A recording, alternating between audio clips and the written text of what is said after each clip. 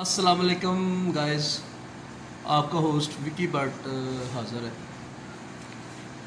मेरे गुज़श्ता मैंने एक वीडियो बनाई थी जिसमें मैं आयशा टिकटॉकर के बारे में बनाई थी और उसको ही मैं कंटिन्यू करूँगा उसी टॉपिक को।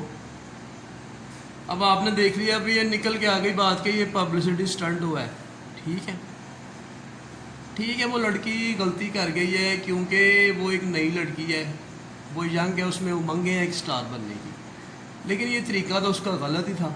अब 700-400 बंदे जो लपेट पे आ गए हैं उनको वो तो एक्सपोज हो गए कि अगर उनको चांस मिलेगा तो वो बुराई करेंगे। एक बात है तो इकरार हसन में आपको ये कहना चाहूँगा कि जज्बाती ना हुआ करो, और जो अंदर असल ख़बर थी वो तो उसकी तस्दीक तो आप कर लेते, आप तो सहाफ़ी हैं।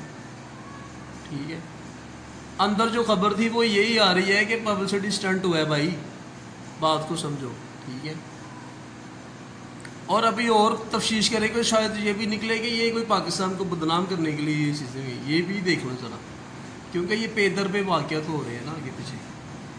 तो वो बंदे तो है, उनको तो माफ़ी नहीं मिलेगी, ना मिलनी चाहिए जिन्होंने उसको हाथ लगाया व्हाट्सएवर। इस लड़की को पाकिस्तान की माफ़ कर देना और उसको सबक भी मिल गया कि आइंदा इस तरह नहीं करना।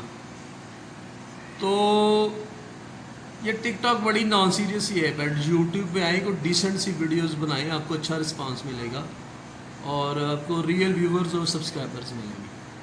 तो चैनल मेरा सब्सक्राइब करना और एक दूसरे को माफ़ करना सीखे।